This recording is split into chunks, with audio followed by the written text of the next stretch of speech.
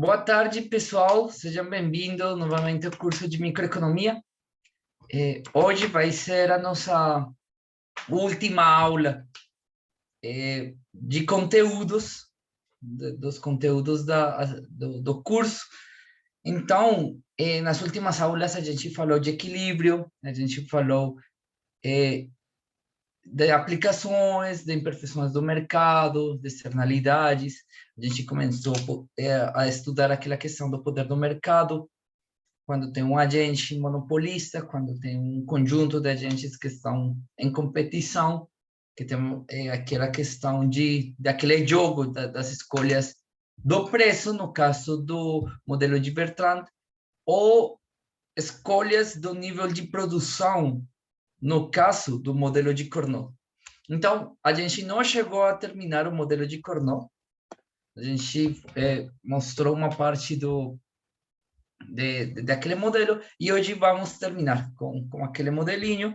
Vamos ver, vamos estudar um pouquinho de como que seria no caso dinâmico, como que seria o Cournot e o modelo de Bertrand no caso dinâmico, e no final vamos falar só um pouquinho de entrada de firmas, tá? Então, vamos aqui a compartilhar a tela para começar. Beleza, então, lembrando, basicamente, no modelo de Bertrand, os agentes têm as escolhas dos preços. No modelo de Cournot, os agentes realmente têm uma escolha de um nível de produção, tá certo? É isso que foi o que a gente falou. E, basicamente, nós tínhamos falado que a verdade é naquele modelo de Cournot, nós tínhamos esta proposição, basicamente, que diz: a proposição diz que se vocês têm um duopólio de Cournot, com as condições que a gente falou, basicamente, com preço positivo, estamos supondo que a gente tem um modelo de constante a escala, beleza? Então, temos um preço C que ele fica fixo, nós temos as firmas, além disso, nós sabemos que esta função de demanda satisfaz que ela é decrescente, tá certo? Para todo que maior ou igual do que zero, e nós temos esta condição, beleza? Então, basicamente, no duopólio de Cournot, a gente chega nesta condição que o preço do mercado sempre fica maior do que C, e a verdade, nós vamos chegar aqui. O preço do duopólio é maior do que C. O preço do duopólio é menor do que o preço do mercado, e além disso, ele é estritamente maior do que C. Beleza, nós tínhamos isso aí. E a prova ela é tranquila. Aqui vamos fazer os passos principais da prova, que foi o único que faltou por fazer, e vamos fazer um exemplinho no caso linear. Então, no caso linear vai ficar bem claro. Então, basicamente, nós sabemos, só para lembrar, aqui, lembrando, antes de fazer esta prova, vamos deixar aqui uma observação das condições, aqui uma observação das condições de primeira ordem que a gente tinha chegado, que é basicamente P', de que linha mais que 2 linha, que que 1 estrela mais que 2 estrela, dividido por 2, mais P de que 1 estrela mais que 2 estrela, tem que ser exatamente igual a C. Essa foi a condição de primeira ordem que a gente chegou a partir do problema de Carnot. Beleza? Se tiverem alguma dúvida, só podem procurar o vídeo passado que a gente chegou na dedução desta condição de primeira ordem. Beleza? De aqui, basicamente, este aqui, ele define a quantidade, a nossa quantidade de duopólio. Este fator aqui é tudo negativo. Beleza? Então, de aqui, é claro, então aqui a primeira coisa é que o preço do duopólio tem que ser maior do que C, ou equivalentemente, que a quantidade de duopólio é menor do que a quantidade que seria produzida quando a gente tem este custo C. Então, basicamente, daqui, é claro, o preço do duopólio, que é este preço aqui, ele fica maior do que C, porque esta parte aqui é negativa, fica sumando do outro lado, e nós chegaríamos em esto. Então, essa primeira parte não tem maior questão. O que é interessante, o 2, é o preço do duopólio. Então, este aqui é meio que óbvio. A segunda, o preço do duopólio é diferente do preço do mercado, do preço do monopolista. Porque se eles fossem iguais, o que aconteceria se aquele preço do duopólio fosse, que isto é basicamente dizer que a quantidade do duopólio é diferente da quantidade do monopolista. De novo, mais uma observação. Esta é a observação, esta é para o caso do duopólio. Vamos escrever uma observação para o caso do monopólio. Se vocês lembram, no caso de as condições de primeira ordem, para o caso do monopolista, era esta aqui, mais P de que M igual com C. Esta é a condição do monopolista. Se eles fossem iguais, olha o que vai acontecer. Basicamente, esta quantidade C seria exatamente igual a P' de Q do duopólio, Q do duopólio, mas a gente vamos supor que aconteceria se vamos falar por contradição. Vamos supor, aqui vamos supor que o preço, a quantidade do duopólio é exatamente igual àquela quantidade QM.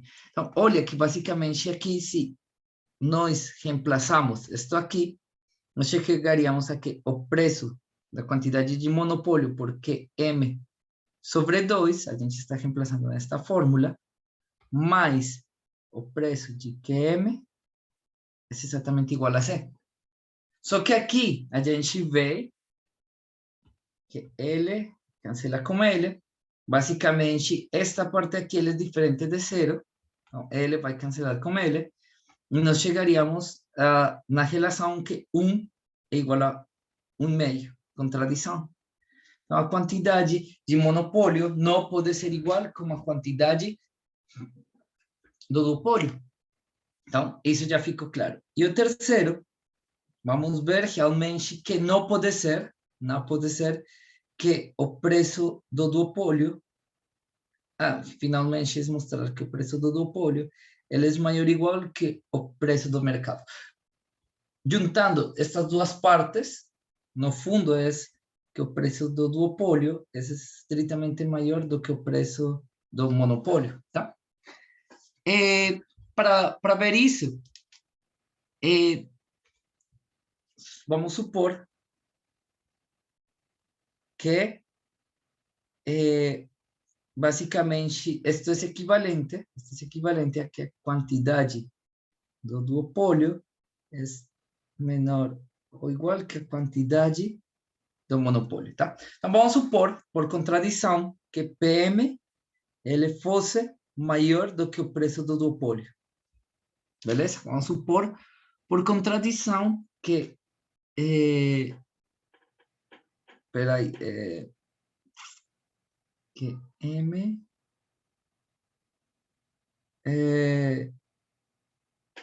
não, aqui está errado. Eu vou provar, desculpa, vou provar que a relação é assim. Desculpa. Eu vou provar esta relação. Então, portanto, isto fica assim. Se somente se aqui a relação está no sentido contrário. Beleza. Assim, que isto é, vamos supor que nós temos esta relação que é equivalente, como dizer que o Q do M é maior que o Q do duopólio. Então, aqui nós temos a relação no sentido contrário. Que o preço do duopólio, e vamos a argumentar por contradição que o preço do monopólio é menor que o preço do duopólio, e isso é equivalente com dizer que a quantidade do monopólio é maior estritamente que a quantidade do duopólio. A quantidade do duopólio é que 1 estrela mais que 2 estrela. Tá? Então, aqui tem a mágica, tá? A mágica. O que vai acontecer é basicamente que nós poderíamos ajustar uma quantidade de um dos agentes, e é isso aqui que fica tudo, e é uma coisa bem simples. Eu poderia ajustar um QJ chapéu, como sendo QM menos QK estrelinha. Olha que basicamente o que está acontecendo aqui. Olha que se nós estamos supondo que a quantidade do monopolista é maior que esta quantidade aqui, basicamente eu poderia acrescentar qualquer destas quantidades nesta quantidade para chegar até o nível de produção do monopolista. E aí que basicamente tem a contradição, porque de algum jeito eu poderia acrescentar neste caso, eu conseguiria, por meio de acrescentar a produção do agente QM, no caso do agente QJ, eu estaria chegando em uma produção maior. E ele poderia estar tirando um lucro maior ainda. Sim? Então, neste caso, a firma J acrescenta, não necessariamente estritamente, o lucro. Basicamente, nós teríamos que aquela firma estaria acrescentando o lucro conjunto. Beleza? E aqui que tem a questão, que se ela acrescentou o lucro conjunto, tem que ter acrescentado alguma deles, dos dois, tá? Então, basicamente, e a verdade não tem como ter acrescentado o lucro daquele outro. Então, olha o que está acontecendo. Imagina, nós temos esta situação assim. Inicialmente, Q estrela e Q2 estrela. Beleza? E, basicamente, sabemos que existe uma quantidade QM do monopolista que é maior do que eles. Beleza? Teoricamente, esta quantidade seria maior, teoricamente, do que a soma deles dois. Então, o que poderia acontecer? Basicamente, ele poderia acrescentar um pouquinho a produção dele. Então, vamos dizer que nós conseguiríamos chegar em um nível de produção que 1 estrela, que 2 chapéu, beleza? Tal que, basicamente, o lucro agregado, então vamos falar que este é o lucro inicial, cada um desses, aqui nós temos uma situação de lucro inicial 1, e nós temos aqui uma situação de lucro 1, que é maior, beleza? Este lucro é maior do que o lucro inicial. E esta firma ainda continua com a mesma quantidade de produção.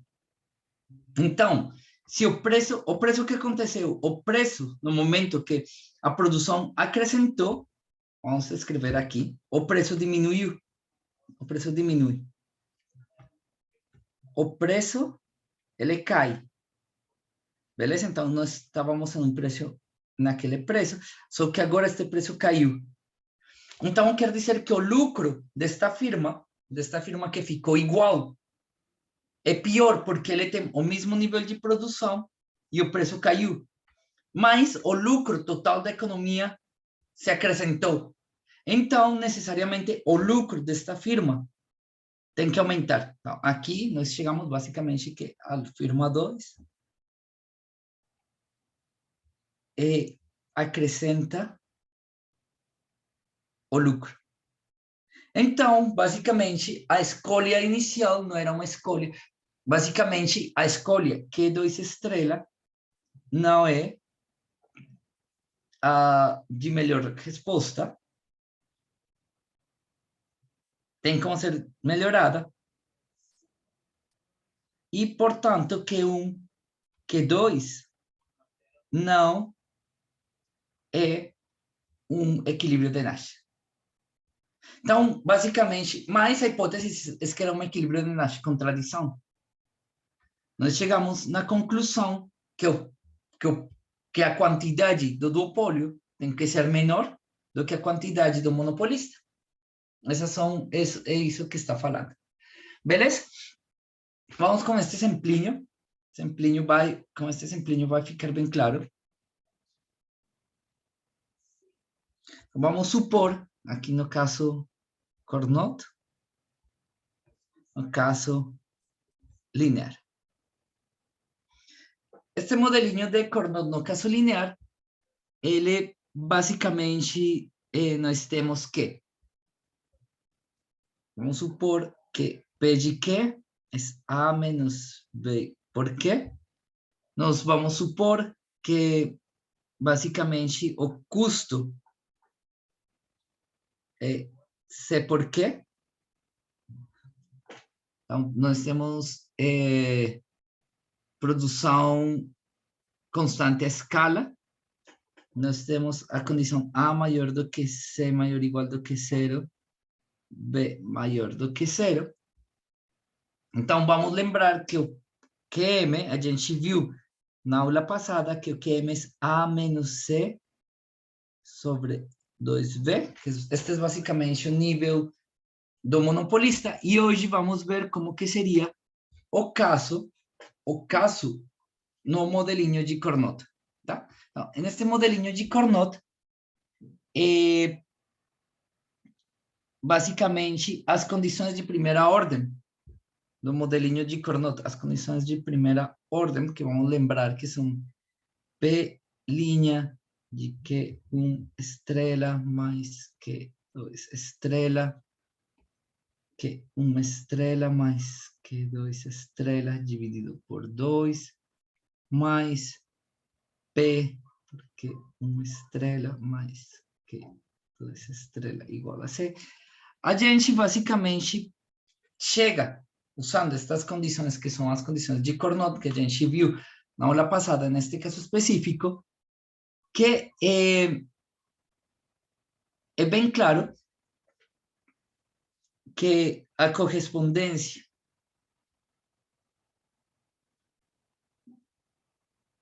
de melhor escolha do agente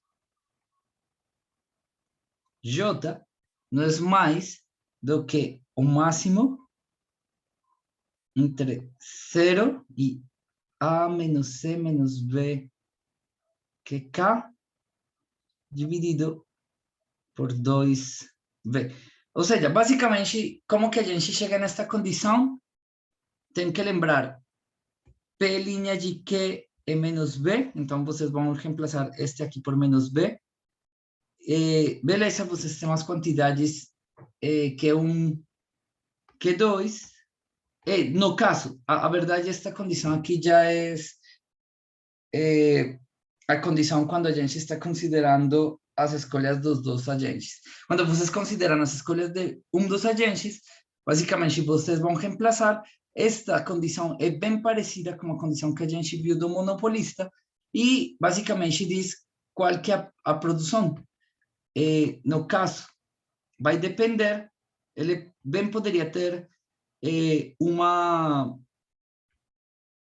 bem poderia ter uma produção zero, vai depender de quanto que está sendo produzido pelo segundo agente. Então, mas, no fundo, é isso aqui que nós temos.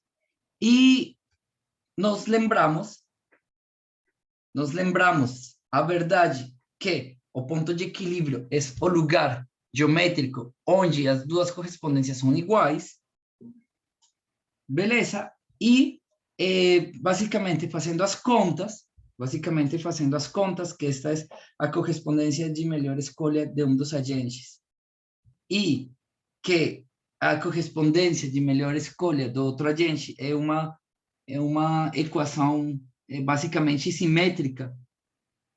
Respeito desta equação aqui, a gente vai chegar, eu não vou fazer as contas, são contas bem simples, a verdade são contas bem simples, que estrela tem que ser igual como que 2 estrela, que é igual a menos C sobre 3B. Beleza? E o preço de equilíbrio, o preço do duopólio, vai ser exatamente igual a 1/3 de A mais 2C. Então, basicamente, o que isso está dizendo, e para que vocês cheguem a entender. Aqui nós temos o que M, que é a quantidade do monopolista, que no caso é A menos C dividido por 3B. Ele é menor que o que do duopólio, que é A menos... desculpa. Quantidade... não, está certo. Está aqui dividido por 2B. É menor que a quantidade do duopólio. Quantidade do duopólio, a gente vê que isso está aqui. A menos C dividido por 3B mais A menos C dividido por 3B, que é menor que a quantidade de equilíbrio no mercado totalmente competitivo, que é A menos B dividido por C. Então, a verdade daria para ver que se vocês têm J firmas, ou seja, isto vai ficar assim, A menos B dividido, vamos escrever assim, 1 mais 1B menor do que A menos C dividido por 2 mais 1B menor, menor que A menos C dividido por J mais 1B. Só que aqui quando a gente suma são 2/3, então aqui isso vai multiplicado por 2, que é J menor do que A menos B dividido por C. Então, basicamente, a gente pode mostrar, esse vai ser um exercício para vocês, que de fato é uma coisa que vocês deveriam fazer e que valeria a pena, que vocês façam com calma, mostrar que no caso de ter mais de 2 firmas, se vocês têm J firmas, a quantidade de equilíbrio é J dividido por J mais 1, beleza? Este é o resultado, a quantidade, o somatório dos que J estrela, neste caso é J por A menos C dividido por B por J mais 1. Ou seja, quanto mais firmas tem, se J vai para infinito, todo isto vai convergir para A menos C dividido B. Que é basicamente o que eu falei para vocês. Quando tem mais firmas, quantas mais firmas tem na economia, cada vez fica mais aproximado com um mercado competitivo. Jonas? O senhor falou exatamente o que eu estava intuindo. Eu, tipo, olha, mas isso aqui no limite dá exatamente a coisa. Então é como se fosse... Exatamente. Então, o que você está falando é a imperfeição do mercado. No caso, que é um mercado imperfeito, quando tem um monopólio, se você tem mais firmas, quantas mais firmas, o mercado, cada um deles vai ajustando a produção e, na real, no limite, quantas mais firmas, vai chegar no mercado competitivo. Então, é isso aí que é um resultado extremamente importante, tá? Beleza. Então, este aqui é o nosso modelinho, bem simples, o modelinho de Carnot. Aí vocês podem checar os detalhezinhos específicos lá no livro, e vale a pena que vocês cheguem a mostrar que no caso que tem mais firmas, que tem mais de 2 firmas, a verdade, a quantidade ótima está dada por esta aqui. Beleza.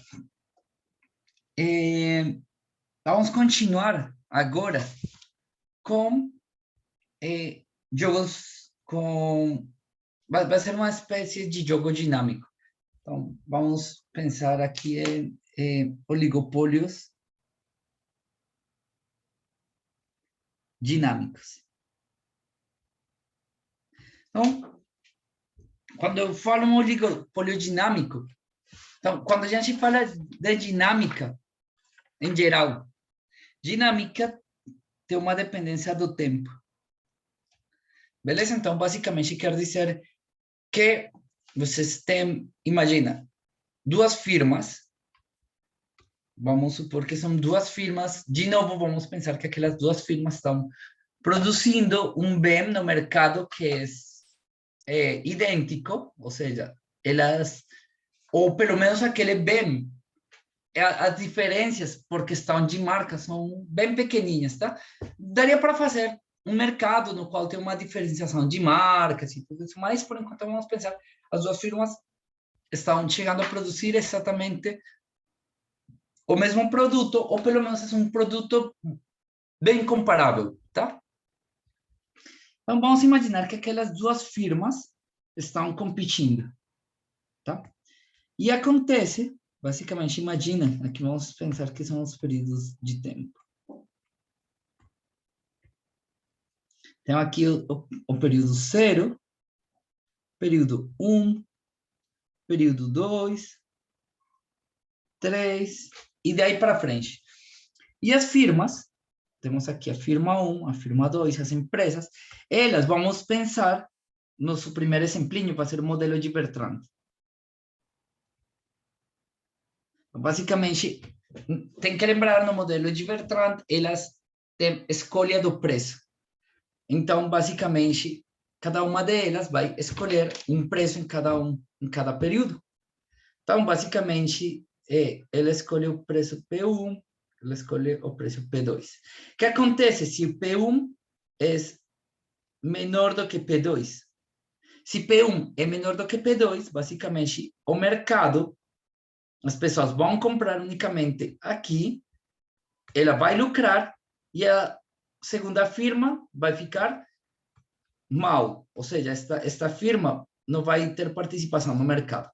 Então, de repente, ela sabe, ela viu o histórico, no segundo período de tempo, ela decidiu que vai botar um P3, tal que P3, de repente, é menor do que P1.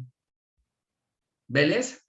Então, em jogo simultâneo, nenhuma das firmas sabe realmente o que está fazendo a outra firma, só até o momento que eles vão revelar o preço, e nenhuma tem como... nenhuma das firmas tem como tomar uma decisão diferente, tá? Então, a firma 1, ela está olhando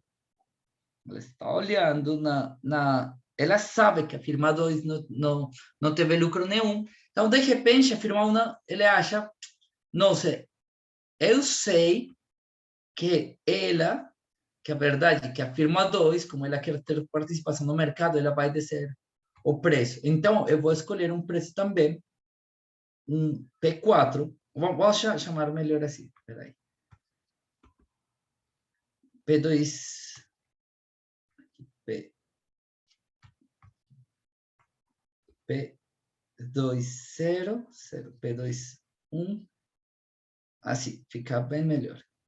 P1, 1. Então, no primeiro período de tempo, poderia ser que para o preço desta firma 2, ela vai abaixar, ou seja, este preço vai ser menor do que aquele outro preço. Ou seja, este preço aqui é menor do que este. Só que esta firma, ela sabe também que ele vai abaixar o preço, então ela também vai decidir abaixar. Só que se ele decide abaixar, de repente, tem duas opções. Ou ele abaixa demais, no caso, ela vai lucrar bem menos, ou ela vai baixar só um pouquinho, só que o risco dela baixar só um pouquinho é que esta outra firma já conseguiu abaixar tanto o preço que ela vai ficar sem participação e a outra firma vai ficar com uma participação total do mercado. Então, no fundo, o que vai acontecer é que elas vão começar uma série de interações e a gente imaginaria que se nós temos infinitos períodos de tempo, vai chegar um ponto de repente, cada um vai chegar a um ponto no qual cada uma vai decidir finalmente ficar com aquele custo marginal e daí para frente. Beleza? Então, foi. Não tem... Só que o problema, quando eles estão escolhendo o custo marginal como preço, elas não estão lucrando. Elas realmente não têm lucro. Então, meio que elas sabem que não tem como... Jonas, fala. Não, é que eu, assim, para o seminário, eu comecei a fazer um curso de teoria de jogos e eu consigo entender até bastante da problemática do que pode acontecer aqui. Porque, sei lá,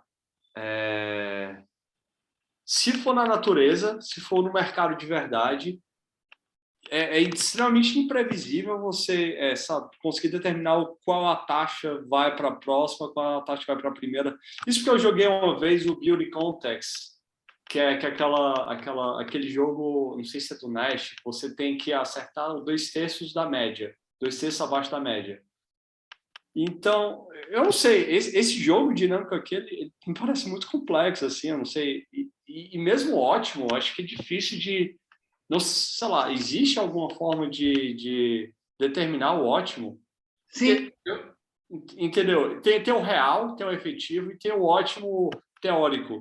Existe o ótimo teórico? Existe alguma forma da gente achar, digamos, a coisa que vai convergir, a função dinâmica que vai me fazer esse sistema convergir ao Nash? Sim. Eu vou mostrar. Ah, perfeito. Tá. É isso que a gente vai fazer, exatamente. Então, a questão é justamente, beleza, agora tem um jogo dinâmico, cada um das firmas vai ajustar o preço de acordo com as escolhas históricas dos outros jogadores e, de algum jeito, meio que elas poderiam, tipo, criar um cartel, sabe? E aqui que tem uma questão extremamente interessante. O que aconteceria se, tipo assim, tem as duas firmas, firma 1 e firma 2, o melhor preço para elas é o preço do monopolista. O que aconteceria se elas simplesmente olham que ao longo do tempo, meio um contrato informal, eles criam um cartel onde cada uma delas bota o preço do monopolista. Então, aqui tem duas opções. Alguém pensa, olha, eu vou eu já sei que o preço do monopolista, estou tirando bastante lucro, só que daquele lucro eu fico só com a metade do lucro. Então, esta firma pensa, cara, o que aconteceria se eu boto aquele preço do monopolista menos um certo preço epsilon, um pouquinho abaixo?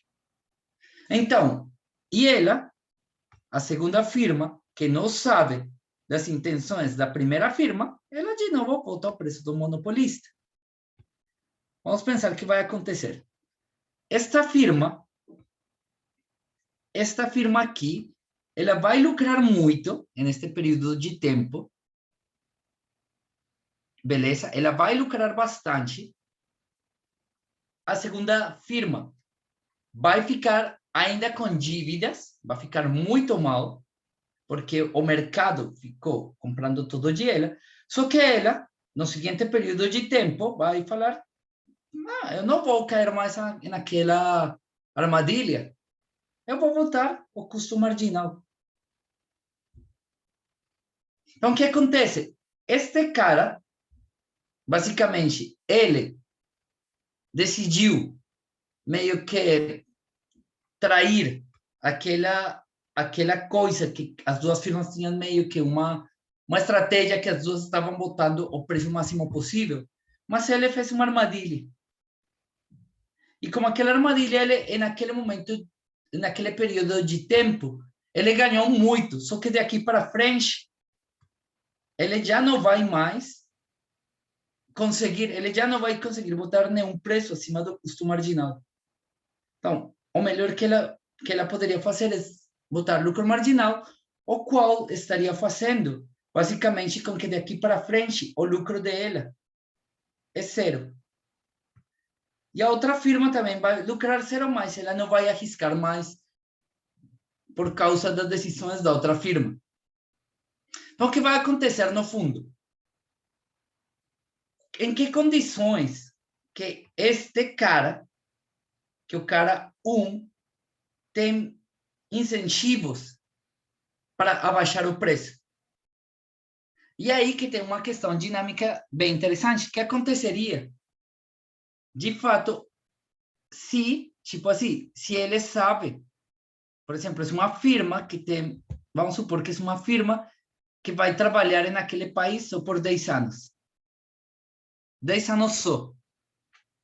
Então, no ano 9, ela botou isso aqui.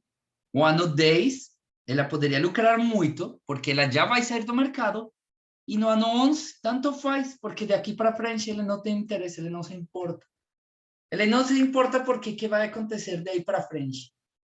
Beleza? Poderia ser que, de repente, esta firma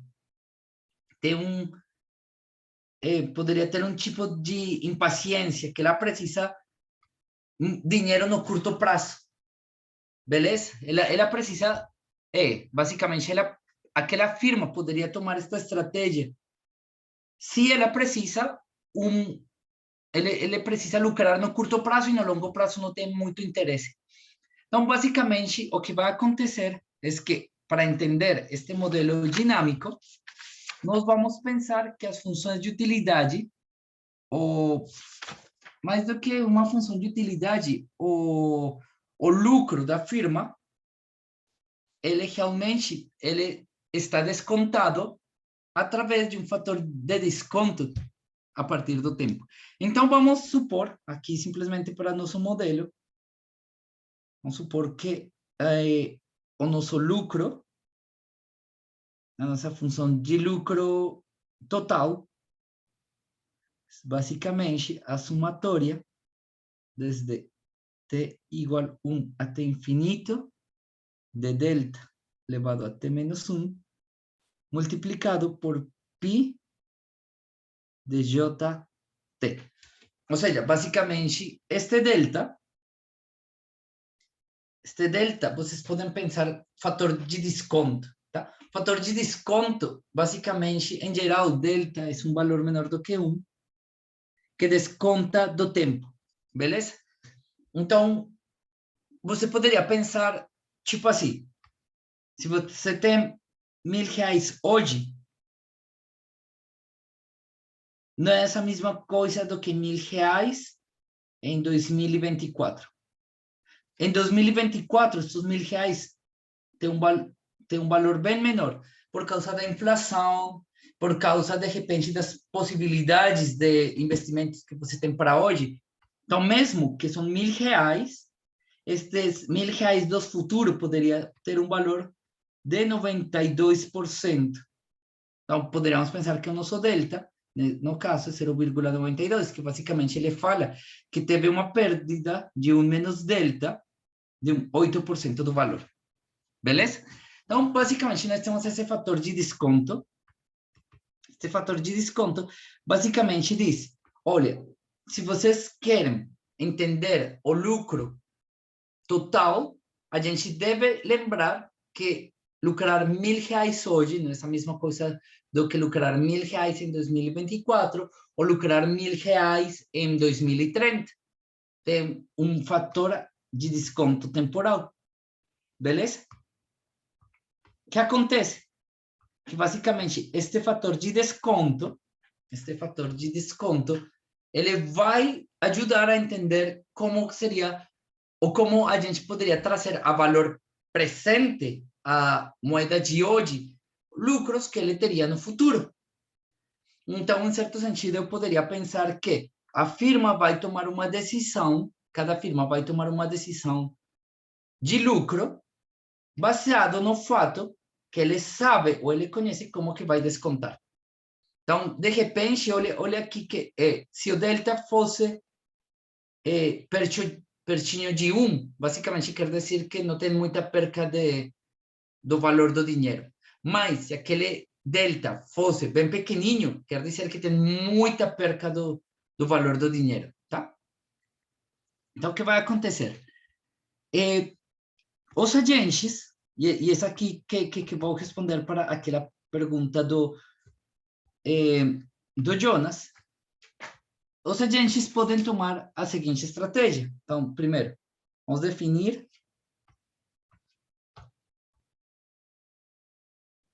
H de T menos 1 igual a P1T, P2T, desde T igual 1 até infinito, até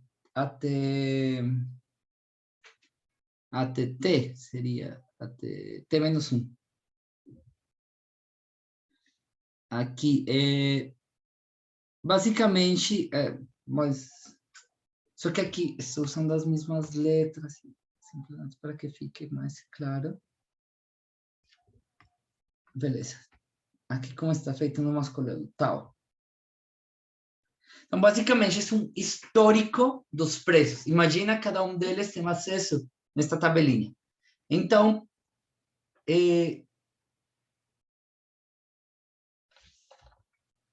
Paula está perguntando, professor, confirma para mim, por gentileza, o PI é o lucro.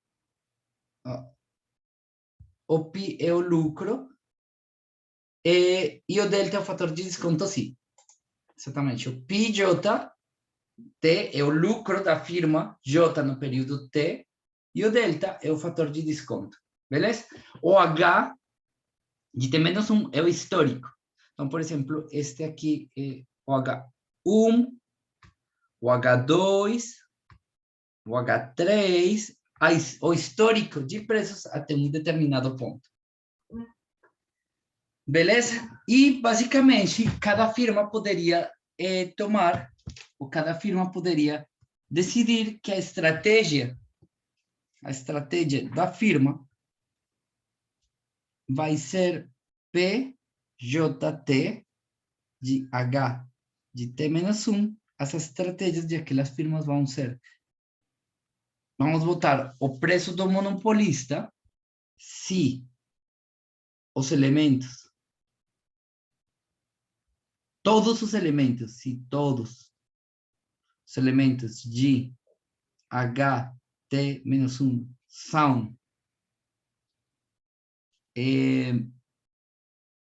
PM e C em outro caso. Beleza? Então, basicamente, se, olha aí, basicamente, cada firma, são duas firmas, imagina aquelas duas firmas podem criar um tipo de cartel. Aquelas duas firmas vão ficar em um acordo que cada uma delas vai produzir, ou cada uma delas vai botar um preço igual ao preço, igual ao preço do monopolista, que é o preço que gera o maior lucro.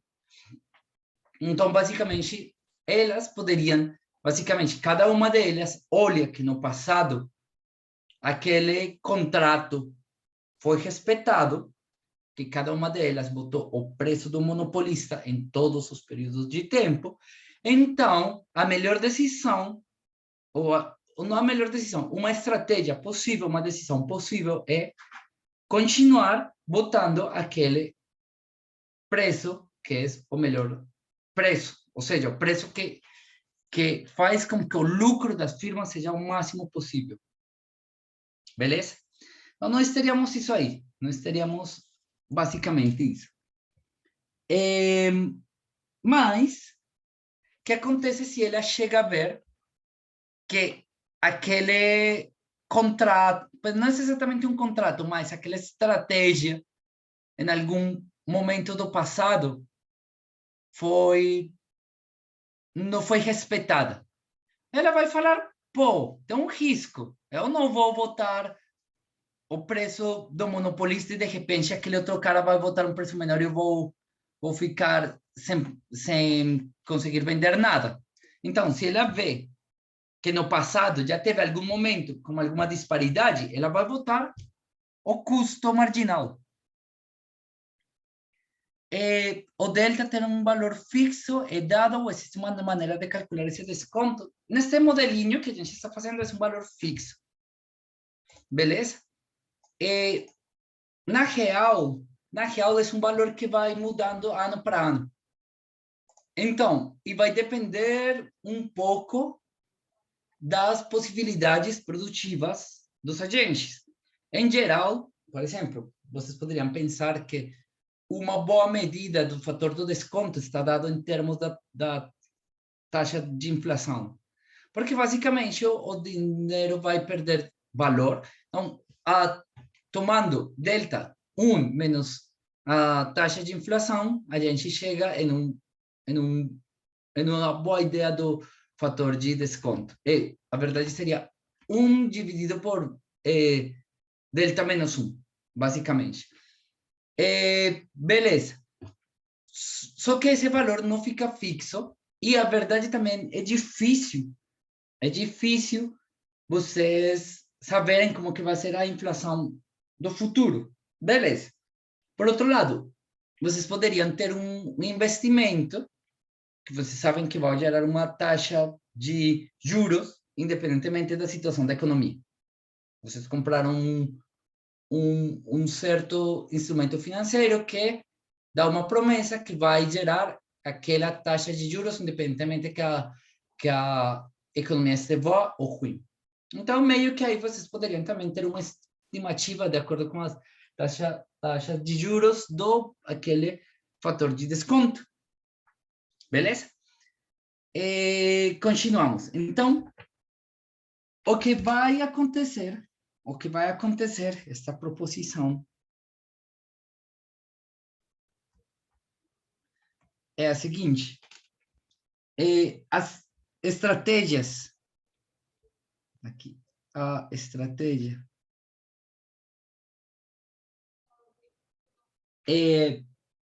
constitui um equilíbrio de Nash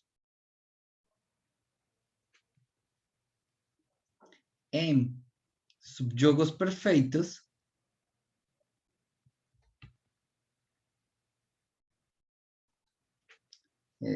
temos as siglas SPNE, no jogo de Bertrand infinito, se somente se delta fosse maior ou igual do que 1,5. Então, basicamente, que é um jogo, quando a gente fala de um equilíbrio de Nash em subjogos perfeitos, a gente não falou muito disso, a gente chegou a falar um pouquinho de aquele tipo de jogos lá no verão, mas no fundo, vamos pensar que é um jogo, eu não vou explicar isso aqui, não é preciso para entender a ideia da prova, mas basicamente é um equilíbrio que em cada... neste caso, nós temos um equilíbrio dinâmico, que é como ter muitos equilíbrios ou muitos jogos ao longo do tempo, beleza? Então, imagina que um equilíbrio em subjogos perfeitos é um equilíbrio de Nash, que para cada subjogo, para cada partezinha daquele jogo, é um equilíbrio. Então, basicamente, para cada período de tempo, nós teríamos que é um equilíbrio. Então, o que nós vemos é que se o nosso fator de desconto não é muito grande, ou seja, se o fator de desconto é maior do que 1,5, ou seja, se o dinheiro não perde muito valor no tempo, basicamente, este jogo, esta estratégia de ficar pegando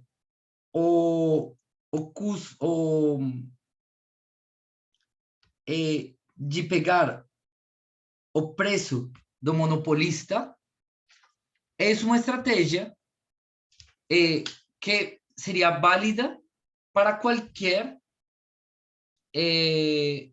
para os dois jogadores e, pelo tanto, basicamente, eles dois teriam um incentivo para que aquele cartel continue. Jonas, pode perguntar.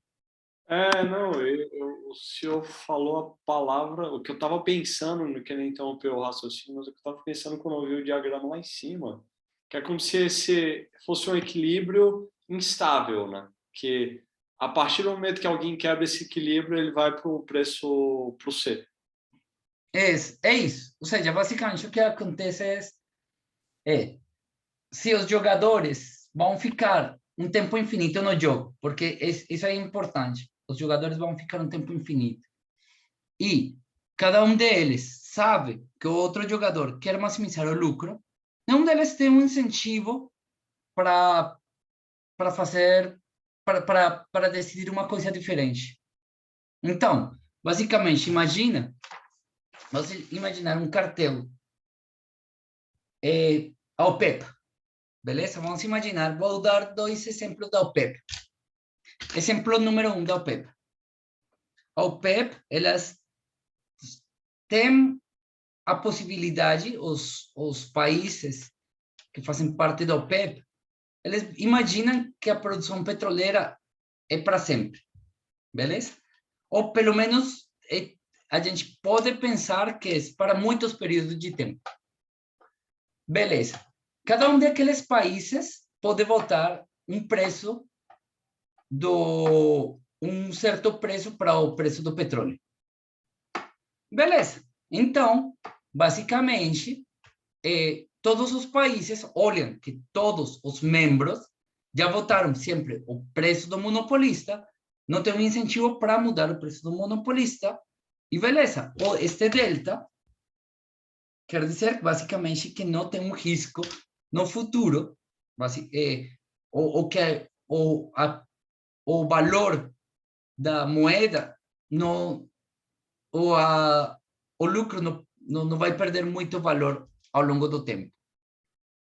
De repente, um dos membros da OPEP sabe que tem uma transição energética e que o petróleo não vai ser usado por mais de 10 anos.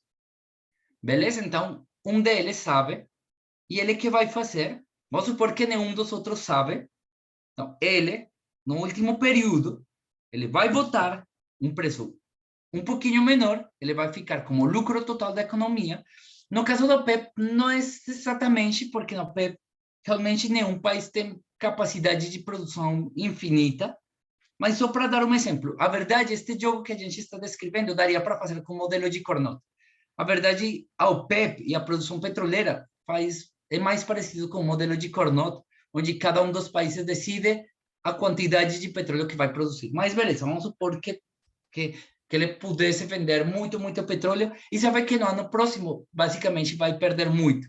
Então, basicamente, ele conseguiria fazer com aquela mudança, se tem um cara que muda, daí para frente todo mundo vai mudar. Este delta maior do que 1,5 quer dizer que tem uma certa estabilidade, que tem uma certa estabilidade ao longo do tempo. Se aquele delta é menor do que 1,5, basicamente quer dizer que tem uma grande perda do valor do dinheiro. Então, não valeria muito a pena continuar com esta estratégia. Esta estratégia não vai ser a melhor estratégia. O que diz a proposição é que se o nosso delta é maior ou igual do que 1,5, basicamente, a melhor estratégia que dá para fazer é esta estratégia aqui para cada um dos jogadores. Essa era a premissa que eu estava tentando entender na aula passada. Carnot permite... Não, Carnot não permite produção infinita. Bertrand permite.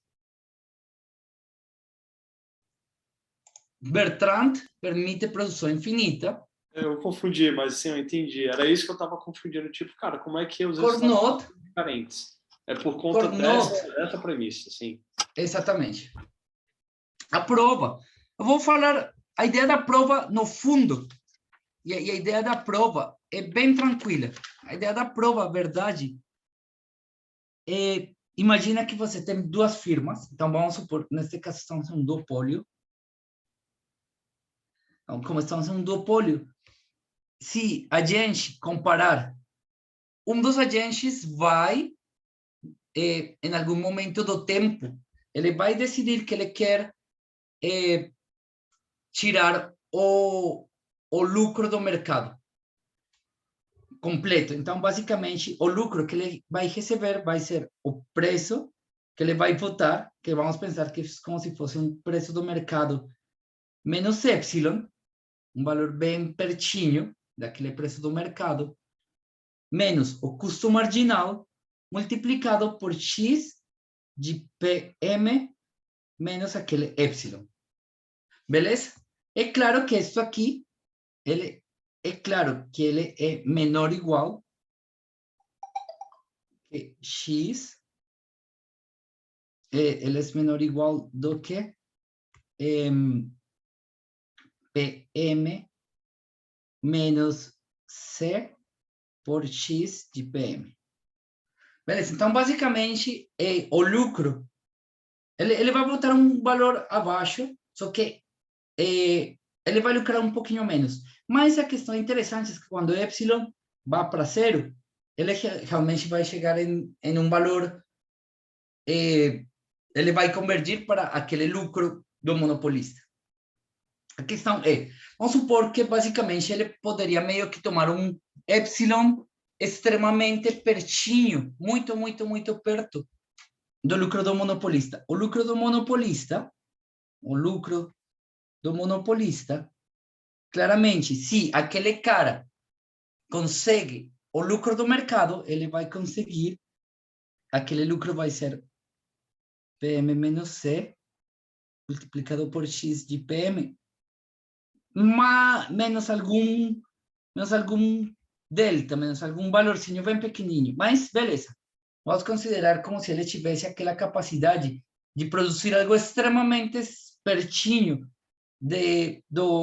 exatamente do valor correspondente ao lucro da economia. E, por outro lado, então, este é o lucro. Poderíamos botar aqui, assim, acho que fica melhor. Este aqui menos aquele delta, que no fundo ele não está botando exatamente o mesmo valor, ele tira um pequeno lucro a menos, mas tanto faz. Todo isto está bem pertinho do lucro do monopolista. Por outro lado, no caso de duopólio, de Bertrand, se ele decide que que o contrato que ele está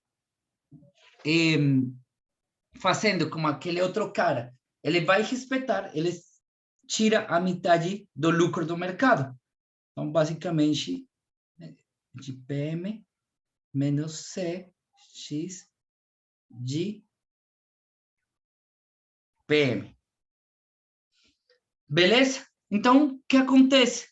No fundo, para qualquer período de tempo posterior, então, nós vamos, basicamente, ele vai considerar o lucro, se tomar essa decisão, é compensada, basicamente, pelo fato que ele vai, nos tempos futuros, ele vai ficar com a metade, só que essa metade do mercado, ela está sendo... não vou botar delta aqui, peraí, porque delta é o fator de desconto. Vamos botar aqui menos algum... Epsilon 1. Beleza. Fica bem melhor. Basicamente, nós teríamos que este aqui, ele está sendo descontado. Então, aqui multiplicamos por 1 dividido por delta, menos 1 para poder comparar em um mesmo período de tempo.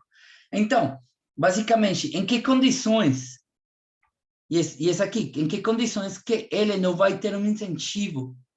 Por que razão? Que ele não vai querer mudar de decisão para atrair aquele outro cara? É basicamente porque o valor do desconto multiplicado pelo lucro do duopólio, ainda assim, é maior ou igual do que o valor que ele conseguiria chegar. E olha aqui que, basicamente, se nós resolvemos esta inigualdade, nós vamos chegar, basicamente, que 1 dividido delta menos 1 tem que ser maior ou igual do que 2, espera aí, é assim, então, espera aí, tem uma coisa errada, delta meio, é claro. Então, basicamente, ele está aqui, e nós chegamos, é isso, aqui. É claro que aqui delta tem que ser maior ou igual do que 1/2 para que aquela desigualdade que está lá por cima, porque quando delta vale 1/2, olha, quando delta aqui vale 1/2, aqui vai ficar basicamente 1/2, é 1 menos delta, aqui é 1 menos delta.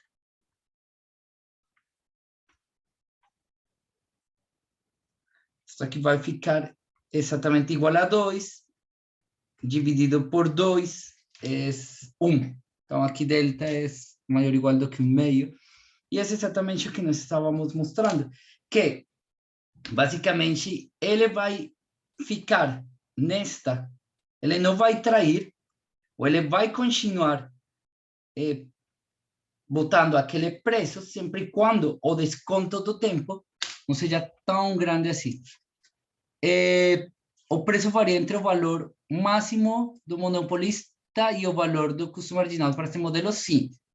Refazendo a minha pergunta, o P tem como ser maior do que o preço do monopolista, nem menor que o preço do custo marginal? Não. Por que não? Porque se fosse um valor maior do que o monopolista, não tem sentido votar aquele preço quando ele poderia votar um valor menor. O valor do monopolista, ele sempre gera mais lucro. Então, tipo assim, aqui tem uma função de lucro. A função de lucro é assim, aqui tem o custo marginal, aqui tem o preço do monopolista. Uma coisa assim. Então, se ele botasse um valor acima do custo marginal, é pior estritamente do que o preço do monopolista. E aqui, embaixo do custo marginal, são perdas. Então, basicamente, todas as decisões e todos os modelos vão ficar o preço que ele vai botar fica nesta região. Beleza, então, basicamente, isso mostraria aqui. No fundo, a ideia do que está acontecendo é que aqui o nosso delta tem que ser maior ou igual do que 1,5. Se nós tivéssemos que tem mais firmas, aqui a gente deveria comparar, ao invés de ter 1,5 aqui, 1/3, ou uma coisa assim. Beleza? Ótimo. De fato, quando tem mais firmas, daria exatamente para fazer. E, basicamente, o que você está falando é, neste modelo dinâmico, quando o desconto do tempo não é muito grande, as firmas têm um incentivo para criar cartéis.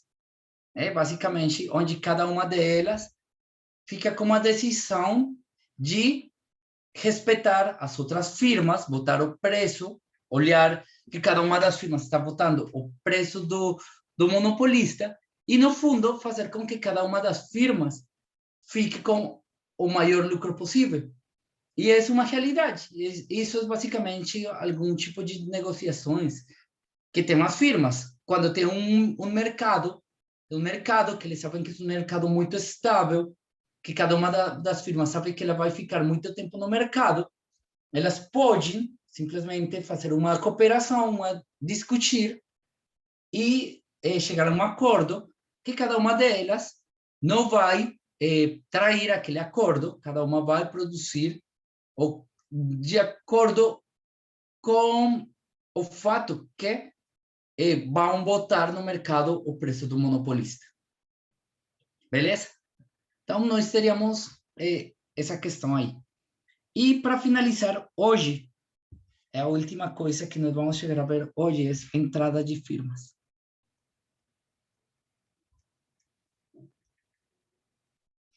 Então, entrada de firmas, basicamente, imagina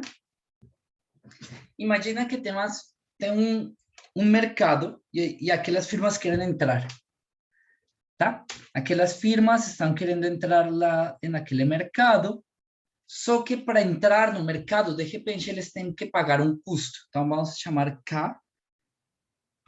Neste modelinho de entrada de firmas, vamos supor que realmente é como se nós temos dois momentos. Aqui o momento 1 e o momento 2.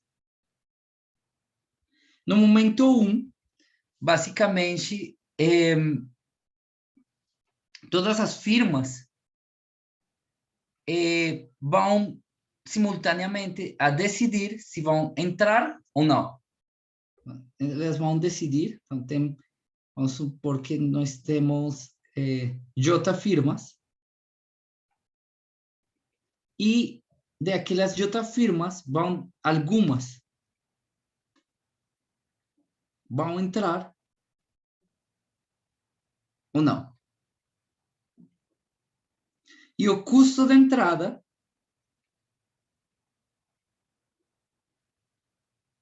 é K.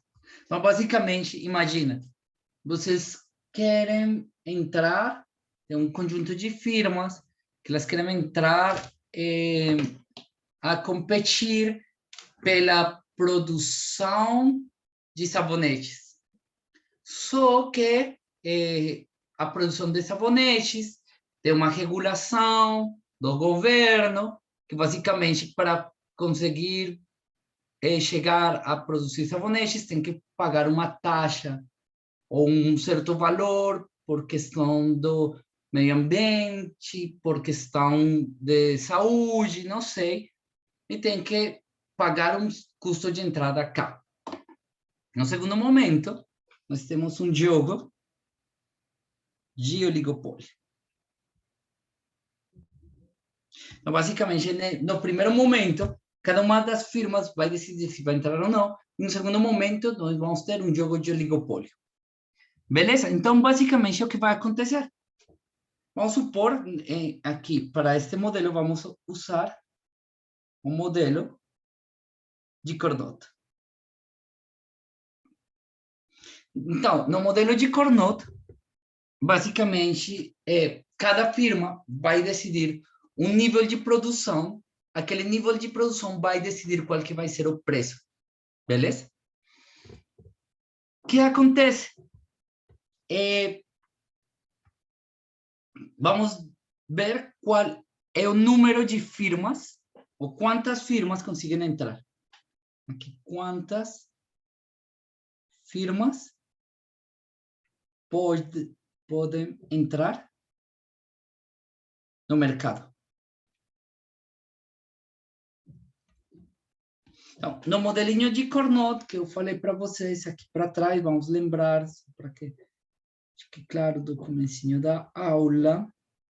Neste modelinho de Carnot, a gente viu que a quantidade é J dividido J mais 1 de A menos C dividido por B.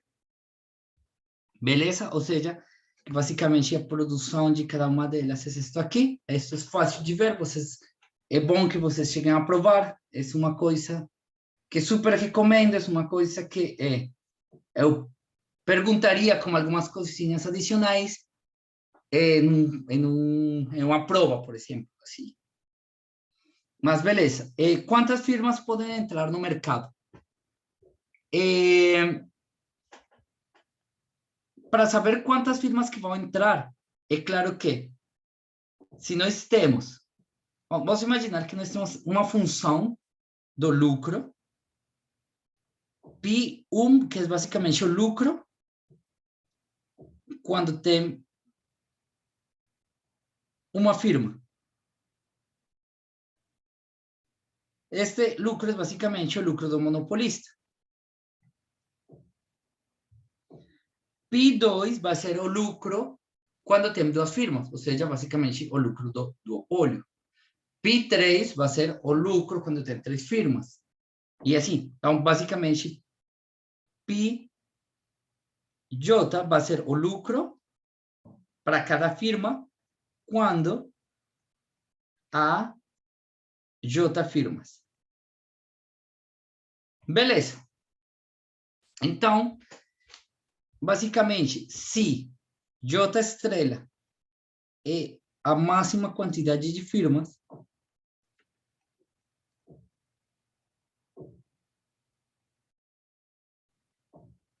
basicamente nós temos que Pi J estrela tem que ser maior ou igual do que K, ou seja, eles têm que produzir um lucro pelo menos igual com K, e Pi J estrela mais 1 tem que ser menor que K. Ou seja, basicamente, se entrar uma firma adicional, aquela firma não vai lucrar. Beleza? Então, a ideia é, no fundo, se uma firma vai entrar, uma vez que já tem um mercado, aquela firma vai decidir entrar somente se ela vai produzir um lucro positivo, ou maior do que K. Agora, se aquela firma entrar e o lucro que vai gerar é menor do que K, ela não vai entrar. Ou seja, o custo, o fato de ela entrar, poderia fazer com que o custo seja tão ruim, o lucro e a produção de ela vai abaixar tantos preços que, de repente, não vale a pena. Vamos imaginar uma coisa assim. Imagina que tem mina de diamantes, tá? Mina de diamantes. E que aquelas minas de diamantes, para poder vocês chegar a produzir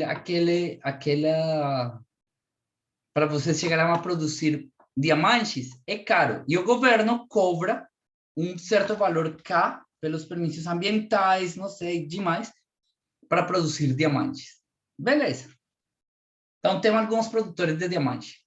Tem alguém encontrou uma mina adicional que tem muito diamante. Ele vai produzir e o permisso, o valor que tem que ser pago para o governo é um valor caro. O que aconteceria se ele diz, beleza, eu vou. vou pagar aquele valor. E aí, ele começa a produzir os diamantes. E aqueles diamantes, por causa de que agora tem mais diamantes, ficam mais baratos. Estão mais baratos que o fato de ele produzir faz com que seja tão baixo o valor no qual são vendidos os diamantes, que o lucro que ela vai gerar nem compensa o valor inicial. Então, realmente, ela não teria um incentivo real para entrar naquela economia. Então, de repente, tem um limite máximo de firmas no modelo de Carnot que podem entrar, tá? Então, beleza. Para entender como funcionaria isso aqui, vamos fazer um exemplinho. Vamos fazer um modelo, como eu falei para vocês, Carnot, caso linear. Então, basicamente, vamos supor que temos J firmas e que aquelas J firmas têm função de custo A menos BQ, com A maior que C, maior ou igual que zero, C de Q igual a C por Q. Então, basicamente, é bem fácil. É bem fácil provar que a quantidade, é isso que de fato eu já falei para vocês, que quando tem J firmas, a quantidade do oligopólio é A menos B dividido por J mais 1Q. E se vocês calculam o lucro de J, é A menos C dividido por J mais 1 ao quadrado por 1 sobre V. Isso é só fazer as continhas, tá? Então, basicamente, o que nós precisamos é que quando tem aquela quantidade de firmas, quando nós chegamos em aquela quantidade de firmas, seja maior ou igual do que K. Então, basicamente, nós vamos considerar o máximo valor A menos C quadrado dividido por J mais 1 por 1 sobre V, que seja maior ou igual do que K. Então, basicamente, se vocês fazem umas contas, vamos chamar este J tio. J tio não é mais do que, quando vocês fazem umas contas, A menos C dividido pela raiz de VK menos 1.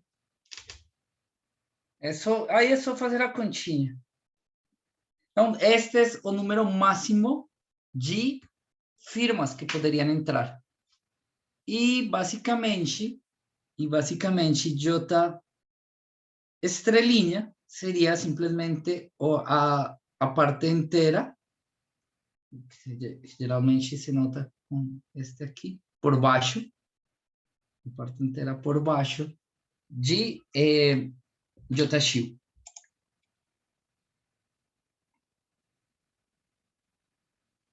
Professor, eu não entendi. Esse K é calculado pela perspectiva de quem vai entrar ou das firmas que já pertencem. Não, imagina que aquele K é um valor exógeno, um valor do governo. Beleza? É um valor, desde aquele ponto de vista, é pela perspectiva de quem vai entrar, mas é um valor exógeno. Imagina, eu quero minerar. Tenho aqui uma montanha e eu quero minerar. E aqui tem diamante. Beleza, o governo fala, beleza, você pode minerar, mas tem que pagar 10 milhões de reais iniciais. Esse é o valor para você começar a minerar, 10 milhões de reais. Se você não pagar aquele valor, não pode. É um valor para entrar naquela economia. Então, por exemplo, tem alguns outros... Sim, que de algum jeito, por exemplo, você vai trabalhar no setor saúde, você vai trabalhar em determinados setores, você tem que pagar para entrar. Você vai fazer um restaurante, Você tem que pagar os permissos de salubridade, tudo, para entrar naquele mercado. Ou seja, você não entrar no mercado, isso, você tem que pagar e você tem que garantir que o lucro que você vai gerar é pelo menos tão bom quanto mas este custo é um custo do governo para entrar naquela economia, tá? Agora, esse foi no modelo de Carnot, no modelo de Bertrand.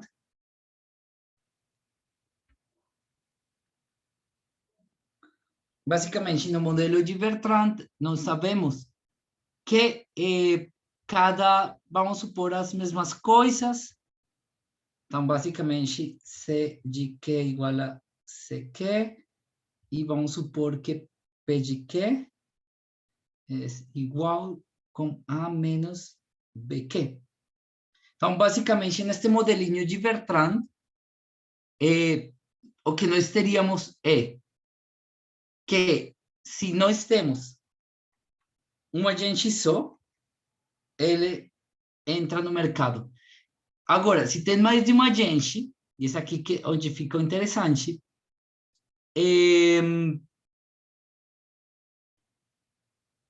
aquele que está querendo entrar, ele vai lucrar zero. Então, no fundo, neste modelinho de Bertrand, o J estrela é exatamente igual a 1. Sim, porque se tiver mais de um agente, ou seja, para sempre que vocês tiverem J maior ou igual do que 2 agentes, e assumindo que o nosso PGM é maior que K, que é pelo menos o que é esperado, nós deveríamos ter que só ter uma firma. E então, basicamente, as quantidades correspondentes vão ser as quantidades do monopolista. A Paula pergunta: professor, não entendi, esse K é calculado pela perspectiva... não. Então, a partir de um valor exógeno, o objetivo é encontrar um número ótimo de firmas que podem atuar num determinado mercado. Porque, exatamente, o objetivo é encontrar um número ótimo de firmas que podem atuar num determinado mercado. Exatamente. Porque lá em cima ficou um J... basicamente aqui. Por que que aqui em cima ficou... onde que está? Aqui. Porque, basicamente, quando tem J estrela firmas, a ideia é que elas gerem, pelo menos, lucro positivo. Se entrar alguém mais, aquele lucro já não é mais positivo. Ou seja, qual que é o limite de firmas? Vai ser o limite do número de firmas vai ser tal que o lucro que elas produzem é pelo menos K, e que se entrar alguma mais, já não tem mais sentido. Porque cada vez que entra mais uma firma, o lucro diminui de cada uma.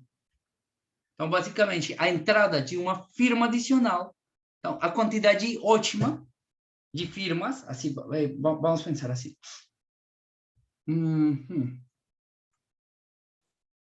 Aqui está a função. Não, vamos deixar assim. Beleza. Aqui está a função πj. Basicamente, o lucro quando tem J firmas. Quando tem uma firma, aqui é o lucro do monopolista. Quando eu tenho duas firmas, cada uma lucra de acordo com o oligopólio. Quanto mais firmas, cada vez é menos o lucro. Porque se dá para ver, por exemplo, aqui no modelo de Carnot, olha que cada firma adicional está diminuindo o lucro um pouquinho. Beleza? Então, cada uma tem menos lucro. O que acontece? Aqui tem uma certa quantidade de K. Então, basicamente, eu olharia aqui, este é o nosso J da TIL, e aqui o valor inteiro próximo mais perto é o nosso J estrela, que é essa quantidade de firmas que suporta aquela economia, de tal jeito que estas firmas, pelo menos, geram um lucro acima do valor K. De aqui para frente, se entrarem mais firmas, é pior. Então, basicamente, aquele J é estrelinha, aqui está J estrelinha mais 1. Para este J estrelinha mais 1, a decisão de ele entrar na economia é ruim. Se ele entrar na economia, fica realmente ruim. Tá? Ficou claro?